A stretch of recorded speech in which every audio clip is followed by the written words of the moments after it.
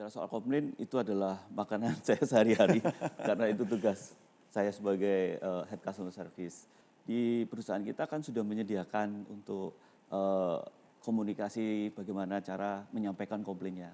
Tapi kadang-kadang customer ini komplainnya saat ini cenderung lebih ke arah yang minta diketahui oleh banyak orang gitu loh, seperti dimasukkan ke media sosial sehingga komplainnya menjadi tidak terselesaikan, menambah masalah juga di kitanya sendiri seperti itu.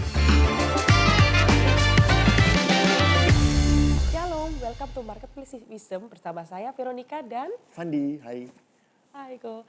Topik hari ini sering terjadi dan sering kita temui di sekeliling kita, yaitu tentang hikmat dalam menangani komplain. Salah satunya komplain yang sudah terlanjur viral di sosial media. Nah, oke, langsung saja dengan narasumber kita, Pak Jo. Boleh memperkenalkan diri, Pak? Halo, Shalom. Nama saya Yohanes Tan. Saya bekerja di suatu perusahaan elektronik, retail elektronik di Indonesia. Jabatan saya sebagai Head Customer Service. Saya lama bekerjanya kurang lebih 23 tahun untuk menjabat di Customer Service 8 tahunan. Wah, lama sekali, cukup lama. Nah, Pengalaman di pasti GMS, banyak ya. pelayanan sebagai apa, Pak? Kalau di GMS, saya diberi kesempatan untuk jadi welcomer sama di Kompedian, di host pastor PCM. Dan saya juga sebagai CGL. CG saya adalah EF 152. Wah, sip. Jadi ngomongin tema ini sangat-sangat penting ya. Iya. Kenapa? Karena bagaimanapun kita nggak akan punya produk dan jasa yang sempurna. Betul. Gitu kan. Bagaimanapun segala sesuatu pasti akan ada improvement dan sebagainya, dan pasti juga ada komplain gitu ya dari customer. Komplain nggak terelakkan ya, Betul, Ko, ya. betul. Nah, gimana? Itu apa yang kita bisa bahas pada hari ini, Vero? Oke, dari pengalaman Pak Jo ya, udah 8 tahun tuh pasti kaya banget pengalaman. Ada pengalaman komplain yang paling berat nih selama 8 tahun tersebut. Iya. Kalau bicara soal komplain itu adalah makanan saya sehari-hari karena itu tugas saya sebagai head customer service. Aku tuh komplain sendiri saat ini yang paling berat adalah apabila customer ini komplainnya itu salah alamat seperti itu. Yang saya maksud salah alamat itu adalah di perusahaan kita kan sudah menyediakan untuk komunikasi bagaimana cara menyampaikan komplainnya. Tapi kadang-kadang customer ini komplainnya saat ini cenderung lebih ke arah yang minta diketahui oleh banyak orang gitu loh, seperti dimasukkan ke media sosial sehingga komplainnya menjadi tidak terselesaikan, menambah masalah juga di kitanya sendiri seperti itu. Itu yang saat ini yang kita sedang hadapin. Jadi seperti contoh kalau ada ketidakpuasan, customer ini lebih cenderung untuk langsung menyampaikan lewat sosial media seperti itu. Nah, ini yang membuat pekerjaan saya akhirnya tertantang untuk lebih cepat menangani dan menyelesaikan seperti itu. Ada contoh gimana, Pak? Mungkin salah satu yang paling teringat deh. Itu customer yang seperti apa? Contohnya adalah pada saat customer sudah melakukan suatu pembelian, terus setelah itu melakukan istilahnya penggunaan, bisa juga nanti di pemasangan seperti itu. Nah, tiba-tiba terjadi suatu hal yang di luar istilahnya pekerjaannya itu sendiri. Contohnya adalah kemarin yang baru aja terjadi itu adalah tentang pembelian AC. Setelah itu dipasang. Nah, pada saat dipasang kejadiannya adalah di luar ketentuan. Karena di pemasangan AC sendiri kan punya SOP, punya standar pemasangan. Tapi keinginan di customer kan kadang-kadang minta yang di luar itu. Nah, dari kejadian itu tentunya dari pihak toko sendiri tidak mengetahui apa yang terjadi di lapangan. Tiba-tiba customer secara ya dalam tanda kutip membabi butanya itu komplainnya ke pihak toko seperti itu. Nah, ini yang jadi tambah masalahnya itu kita nggak tahu ini apa yang terjadi komunikasi di lapangan seperti itu. Nah akhirnya customer minta pertanggungjawaban, ya kita selesaikan. Untuk menyelesaikan tentunya perlu waktu seperti itu, tidak bisa langsung hari itu selesai. Nah kesabaran dari pihak customer ini loh kadang-kadang tidak bisa kita prediksi, sehingga customer dengan sepihak langsung menyampaikan lewat sosial media seperti itu. Nah dari situ akhirnya kita berikan pendekatan, kita edukasi lagi, jelaskan bahwa ini komunikasinya adalah di lapangan bukan pada saat pembelian seperti itu. Dan kita sebagai pihak toko menjembatanin antara pihak customer dengan pihak ketiga tadi itu. Oh jadi, sorry saya potong. Jadi itu ternyata customer beli AC tapi yang masang pihak ketiga berarti orang lain ya? Betul. Bukan dari betul, Pak Fandi. Teknisinya Bapak atau teknisi dari yang itu yang Iya, bersangkutan iya, gitu ya, iya. merek yang bersangkutan. Betul. Iya, Seperti betul. itu. Tapi komplainnya nyasar ke toko beliau. Itu seperti itu, terus ya kita jembatanin antara pihak ketiga dengan pihak customer, dan puji Tuhannya pihak customer sudah bisa menerima dan kita berikan istilahnya sesuai dengan kerugian itu dan diterima, dan akhirnya semua yang ada di sosial medianya bisa dihapus, di take down. Puji Tuhan ya, jadi Puji happy Tuhan. ending. Happy ending. Meskipun ya sempat deg-degan, sempat bagaimana ya, kita sudah punya rencana tapi kadang-kadang customer itu punya rencana sendiri, itu yang jadi tantangan dari kita. Karena kalau melihat yang dialamin Pak Jo ini kan seringkali spontan ya. Tentunya kan diperlukan hikmat yang memang hikmat yang dari Tuhan gitu ya Pak ya. Betul. Nah dalam kesehariannya bagaimana Bapak itu menjalani profesi ini, job desk-nya bagaimana, dan juga mungkin perjalanannya bersama Tuhan itu gimana? Pasti banyak ya Pak ya? Ya, untuk menjadi customer service sendiri itu kan ada seperti teori yang dipelajarin seperti itu. Tapi apakah teori ini bisa 100% dipraktekkan? Kalau menurut saya tidak semudah itu, ya kan. Tapi kembali lagi teori adalah teori, tapi yang penting adalah dari diri kita sendiri. Nah, yang dari diri kita sendiri itu loh, kita dapatnya ya kita percaya sama Tuhan, otomatis kita serahkan atau kita dapatnya dari, kalau saya kebetulan bukan kebetulan ya, saya adalah jemaat GMS. Ya. CGL lagi. Ya, saya CGL, tentunya saya dapat hikmat itu di dalam pengembalaan di GMS seperti itu. Nah, yang saya dapat dan yang saya terapkan di pekerjaan saya adalah di GMS sendiri itu kan lebih banyak bicara tentang pelayanan. Dan itu yang membuat saya bisa bertahan dan bisa melakukan tugas saya adalah saya belajarnya di pelayanan tersebut. Karena di pelayanan itu kita diajarkan di GMS terutama tentang karakter, tentang sikap hati, dan segalanya sesuai dengan pelayanan seperti itu. Dan itu yang saya terapkan sehingga saya bisa menyelesaikan masalah-masalah seperti itu. Itu yang saya dapat. Nah Pak Jo gini, mau tanya nih, setahu saya gitu ya, customer itu kan kalau yang komplain itu biasanya ada tiga tipe. Ini spontan aja ya. Yang pertama customer yang mungkin cuman ngomong ini loh produkmu nggak baik atau jasamu nggak baik, tapi dia nggak mengharapkan sesuatu gitu ya, cuman ngomong kapan-kapan jangan terjadi di customer lain. Itu tipe pertama.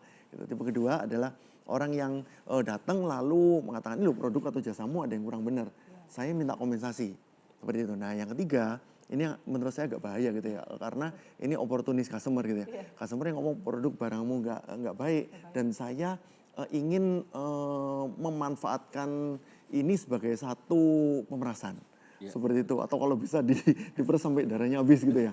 Nah, gimana caranya untuk supaya bisa identifikasi, oh ini tipe customer yang pertama, lalu kita misalnya tetap akan kasih kompensasi kan Pak. Atau ini tipe yang kedua, kompensasinya kan pastinya lebih gede lagi. Atau tipe yang ketiga nih, wah bahasa Jawa jeru ini gitu, maksudnya ini dalam ini nggak kelihatan dasarnya nih gitu. Kita nanti apakah nanti mungkin siapa tahu ya ini realita yang terjadi juga, apakah nanti sampai ke level media sosial atau bahkan ke level hukum dan lain-lain. Nah itu caranya gimana Pak Bapak untuk kan katanya makanan sehari-hari ya, jadi kita Iya. ingin tahu nih Iya. gitu. Oke, di perusahaan kita ada namanya standar penanganan, ada SOP-nya, ada SKB-nya. Tentunya setiap SKB itu apa, Pak? Kalau SOP kan maaf, syarat ketentuan oh berlaku. oke. Kalau SOP kan itu SKB. Iya oke silakan. Nah, jadi di situ ya pertama yang buat pegangan kita untuk bagaimana cara menghandling customer komplain tersebut. Nah, dari SKB itu kita coba terangkan ke customer bahwa after sales-nya itu seperti ini. Nah, apabila dari penjelasan itu masih tidak mau menerima atau istilahnya objection atau keberatan, kita berikan solusi. Nah, solusi ini tentunya win-win solution, tidak memberatkan dari pihak customer atau tidak merugikan dari perusahaan seperti itu. Kalau dari solusi sendiri tidak bisa diterima, akhirnya kita naikkan lagi ke tahap selanjutnya yang lebih tinggi. Tentunya kita buat suatu laporan bahwa ini terjadi seperti ini, permintaan customer seperti ini. Dan puji Tuhannya semua customer komplain itu bisa diselesaikan. Tidak ada yang istilahnya sampai customer itu pulang atau akhirnya itu kecewa. Itu kalau di perusahaan saya tidak pernah terjadi. Itu tentunya harus melalui proses bertahap. Tahap pertama bagaimana menjelaskan ketentuannya, bagian yang kedua adalah bagaimana solusi supaya customer ini bisa menerima dan perusahaan juga tidak dirugikan. Seperti itu, Pak. Apakah ada pengaruh juga misalnya, karena biasanya kan toko atau perusahaan yang menjual elektronik ini ya, itu kan pasti akan di backup oleh vendornya kan Pak. Ada vendor yang nggak bisa sebut merek ya, itu ada vendor China, vendor Jepang, vendor Amerika, vendor Korea juga. Nah kalau misalnya ada masalah seperti itu, misalnya siapa tahu dari sisi perusahaannya, oh gampang, langsung aja lempar ke vendornya, ya misalnya produk Korea ya udah produk Korea ini yang langsung handle sendiri, kita angkat tangan atau seperti apa Pak? Gitu. Ya, memang produk yang dijual di perusahaan kita itu adalah semua bergaransi resmi, istilahnya seperti itu.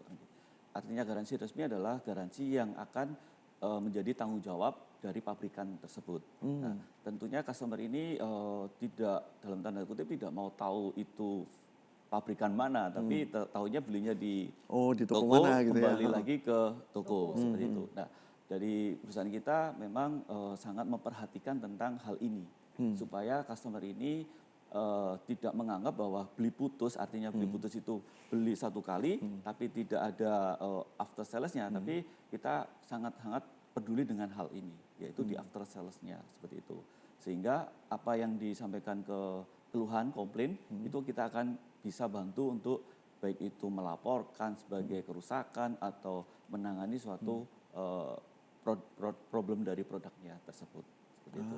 Memang kita punya suatu tim yang khusus untuk menangani hal-hal tersebut, menjadi jembatan antara pihak pabrikan dengan customer. Seperti itu. Dan ini membedakan perusahaannya Bapak dengan yang lain ya. Kalau semua sama-sama ngelempar ke vendor, apa bedanya? Apa bedanya? Ya, betul. Oke, nah Pak Jo, menurut Pak Jo sendiri ketika customer itu komplain, apa sih sebenarnya yang ingin mereka sampaikan kepada perusahaan? Ya, tentunya ada dua. Yang pertama adalah tentang garansi produk sendiri, yang kedua adalah dari pelayanan. Seperti itu. Kalau dari produk ya terutama dengan kerusakan fungsi atau cacat produk seperti itu. Kan namanya buatan manusia, tidak ada yang sempurna seperti itu. Yang kedua adalah tentang jasa pelayanan. Nah, jasa pelayanan ini yang tadi sempat saya singgung di awal, yaitu tentang pihak-pihak ketiga yang tentunya menjadikan itu suatu keluhan, harusnya tidak komplain menjadi komplain. Nah, itu yang saat ini yang saya tanganin seperti itu. Bagaimana mindset untuk mengubah, gini ya, kalau misalnya Bapak kan ada di satu perusahaan yang sudah mungkin sangat-sangat teratur, tertata, SOP, SKB-nya semua jelas, gitu ya. Nah, bagi beberapa teman-teman di sini ini mungkin saya punya restoran atau kafe atau tempat bakmi atau counter handphone atau apa gitu ya, yang kalau misalnya ada customer datang komplain udah pening duluan gitu. Seperti itu. Nah, padahal sebenarnya komplain ini kan gimana caranya pertama punya mindset bahwa komplain ini sesuatu yang wajar gitu. Yang kedua, bagaimana mengubah komplain ini jadi sesuatu yang akhirnya mendatangkan benefit bagi perusahaan. Ya. Gitu, Pak.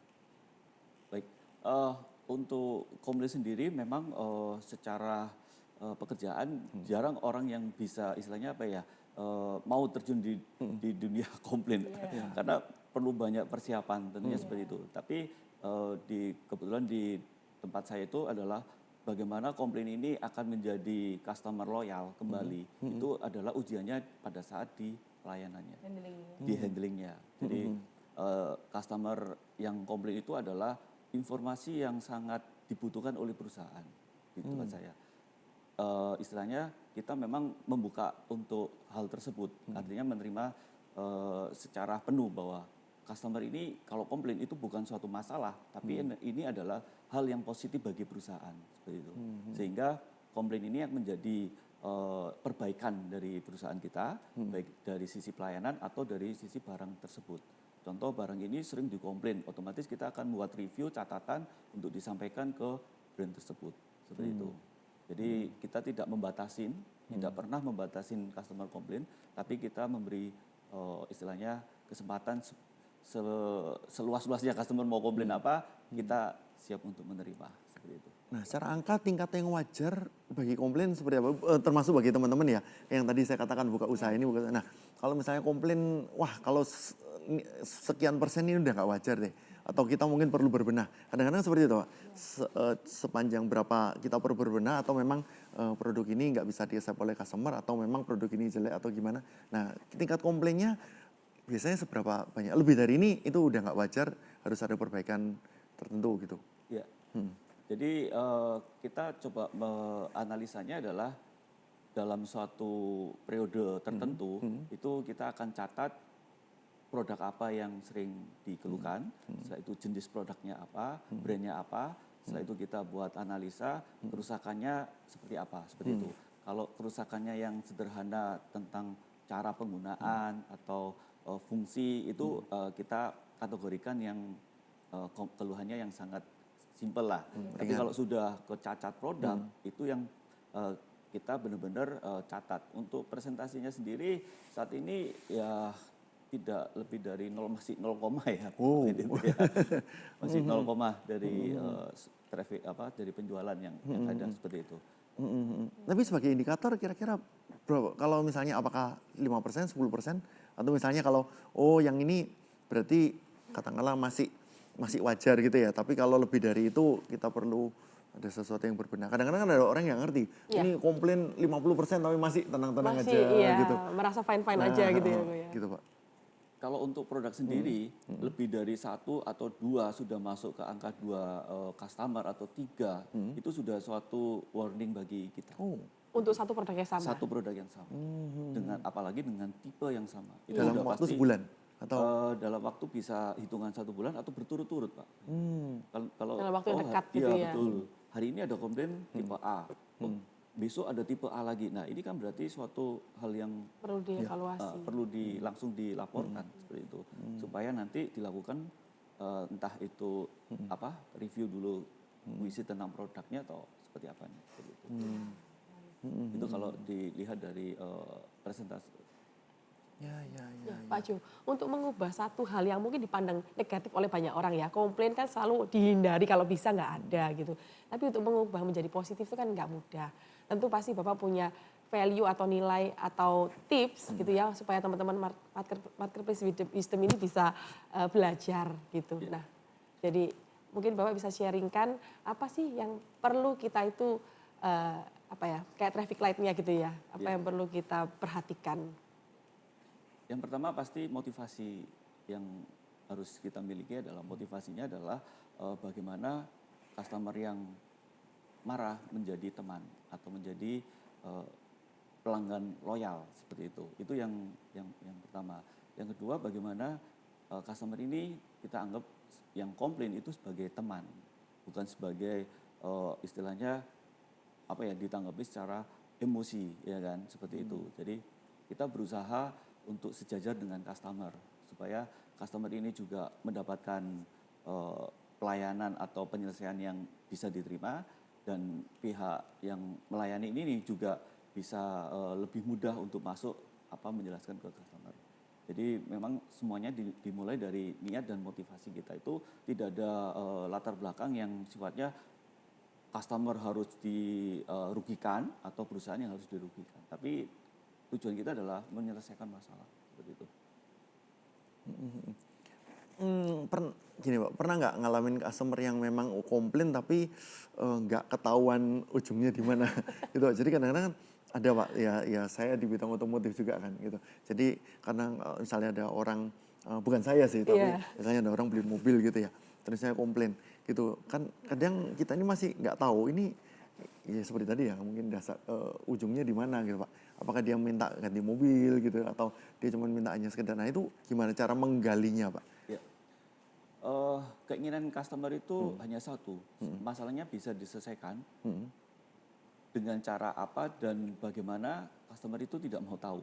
Gitu. Tapi yang pasti masalah ini harus diselesaikan. Nah, itu yang buat kita jadi istilahnya harus menganalisanya, istilahnya itu mengetahui dari kondisi apa yang dikeluhkan seperti itu.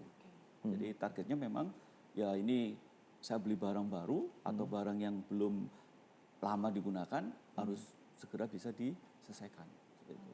Jadi permintaannya ya itu tadi, minta segera diperbaikin dan menyelesaikan.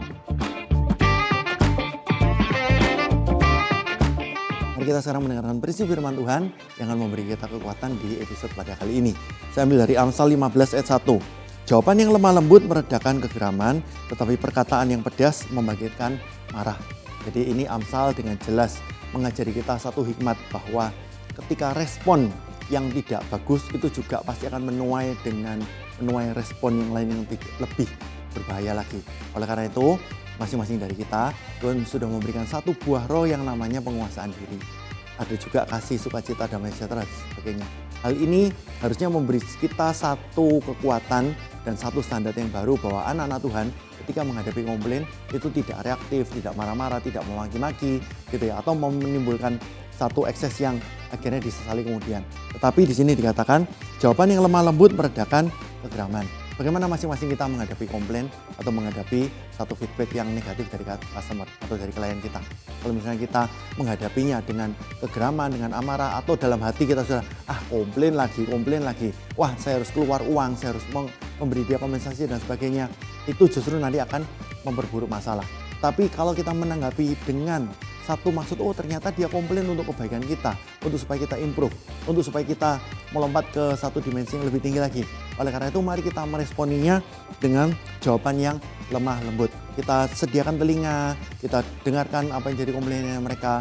Lalu kita coba untuk merespon gimana caranya supaya masing-masing dari kita, berbahagialah anak-anak Tuhan yang membawa damai, menjadikan mereka punya satu kedamaian dan mereka akhirnya juga bisa puas dengan apa yang kita tawarkan. Saya berdoa untuk masing-masing kita semua, Tuhan Yesus memberikan hikmat yang luar biasa. Ketika ada komplain, itu benar-benar kita handle, kita tangani secara bijaksana, sehingga nanti ujungnya justru malah mereka adalah orang-orang yang nanti yang loyal, dan orang yang mereka akhirnya akan memperkenalkan produk atau jasa kita pada orang-orang lain. Karena kita adalah anak-anak Tuhan yang punya buah roh yang dibalik Tuhan luar biasa.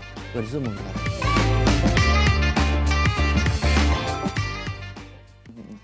Punya nggak Pak saran seperti itu untuk teman-teman ini, bahwa yang sekian memang kalau memang minta barangnya diganti ya gantian gitu. Tapi kalau misalnya memang bisa diperbaiki ya diperbaiki aja. Karena bagaimanapun sebagai pemilik perusahaan kan mindsetnya kita rata-rata itu orang yang komplain berarti harus ada biaya yang dikeluarkan kan Pak. Betul. Gitu.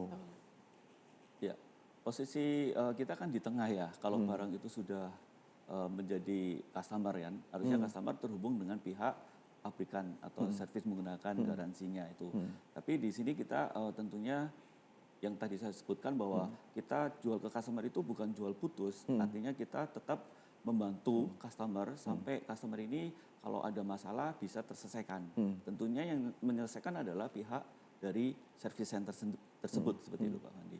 Kalau saya sebagai itu kayak pemilik toko gitu ya, yang mungkin tidak bisa seperti tempatnya Bapak yang Iya. langsung menghubungi, ini kan katakanlah ya ternyata dibuat bakmi atau apa Bakmi, gitu ya, iya. itu oh ini nggak enak, ini keasinan.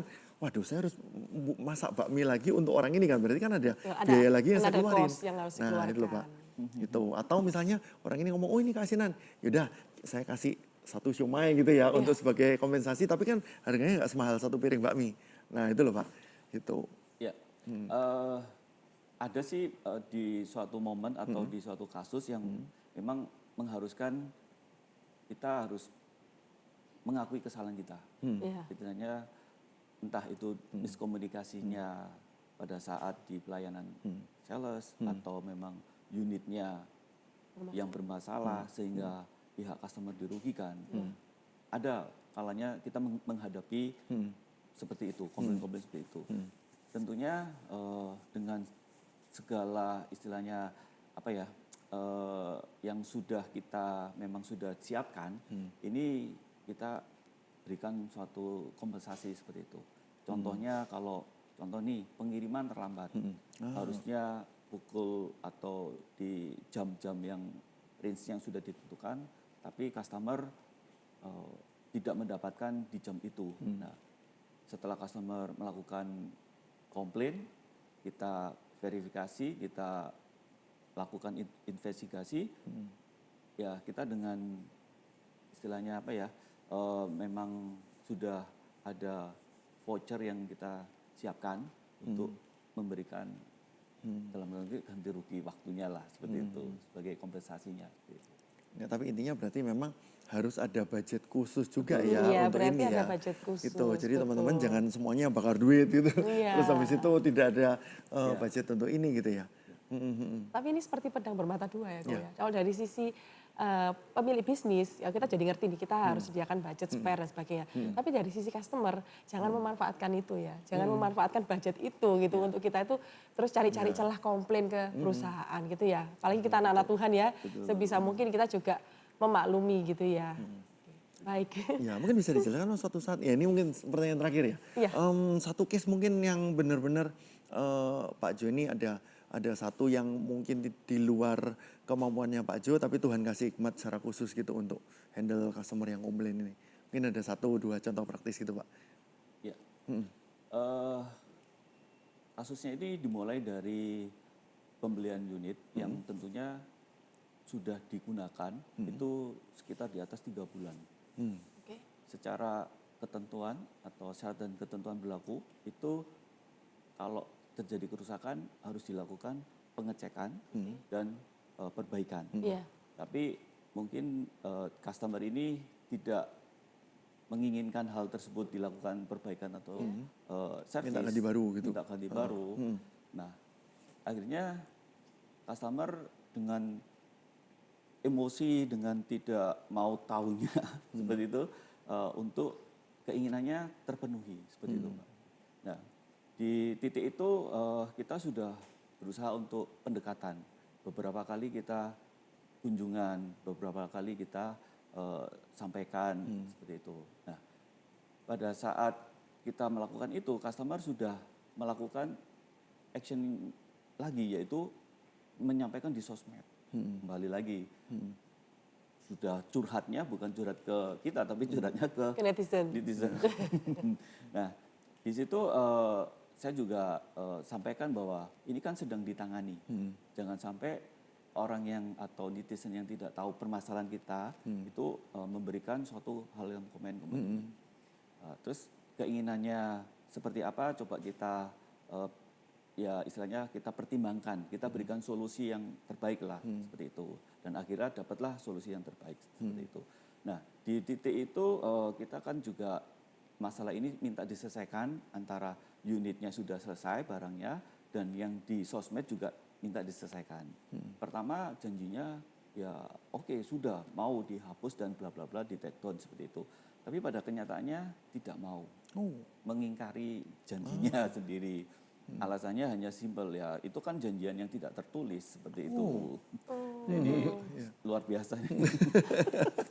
Ya udah, saya coba berusaha untuk menenangkan karena kalau dilihatnya kan komunikasinya kan sudah berjalan cukup baik, sudah menerima, sudah saling apa ya namanya Win-win kerjasama, solution ya. win-win solution. Tapi kenapa kok setelah saya keluar dari rumahnya kita tunggu itu nggak ada seperti itu. Nah di situ ujian yang terberat saya adalah ini sudah di deadline harus segera di take down, kalau enggak semakin viral ya kan. Akhirnya saya memutuskan untuk berdiam, untuk istilahnya minta hikmat seperti itu. Saya coba WhatsApp si customernya dengan menyampaikan bahwa hubungan kita itu bukan hanya setelah ini aja, tapi hubungan kita adalah hubungan yang jangka panjang. Jadi saya dengan senang hati akan melayani ibu atau customernya apabila di kemudian hari unitnya mengalami suatu kerusakan. Jadi kalau saya mau emosi atau tidak terimaan kan bisa aja bahwa ini mengata-ngatai customer gitu. Iya, Seperti itu. betul. Tapi ya puji Tuhan saya diingatkan bahwa kita harus istilahnya menunjukkan bahwa kita itu memiliki niat yang baik seperti itu. Itu yang saya lakukan. Sehingga secara bertahap customernya ya puji Tuhan mau men-take down seperti itu. Puji Tuhan ya. Yang di-viral.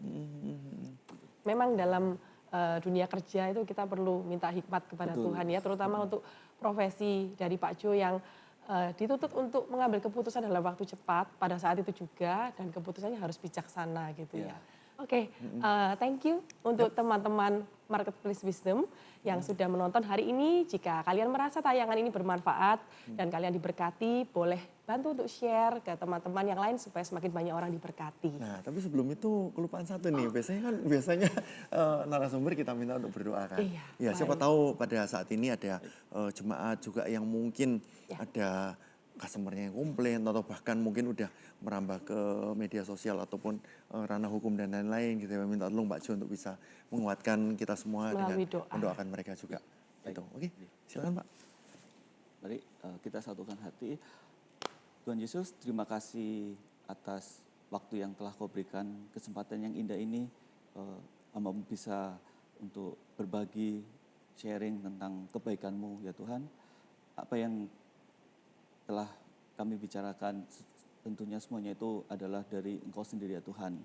Dan kami juga pada hari ini juga berdoa khusus untuk teman-teman atau jemaat di GMS yang mempunyai profesi yang sama sebagai customer service. Tentunya Kau berikan akal budi hikmat, kerendahan hati, dan Kau tuntun sesuai dengan jalan-Mu. Biarlah kehendak-Mu saja yang jadi ya Tuhan. Apa yang dibicarakan, apa yang disampaikan, tentunya itu semuanya adalah dari kemuliaan-Mu saja ya Tuhan. Berilah kelancaran, berikan apa yang menjadi kebutuhannya ya Tuhan. Kami serahkan pekerjaan dan masa depannya hanya di dalam tangan-Mu, dalam nama Tuhan Yesus. Haleluya. Amin. Amin. Oke, terima kasih Pak Jo. thank you. Dan Terima kasih, juga terima kasih teman-teman yang sudah menonton. Jangan lupa klik subscribe, like, komen, dan juga kasih tahu kita Ya. topik-topik yang menarik Ada untuk ide atau apa episode gitu ya. berikutnya. Oke, sip. Oke, bye-bye. Thank you semua. Bye-bye. God God bless. bless you.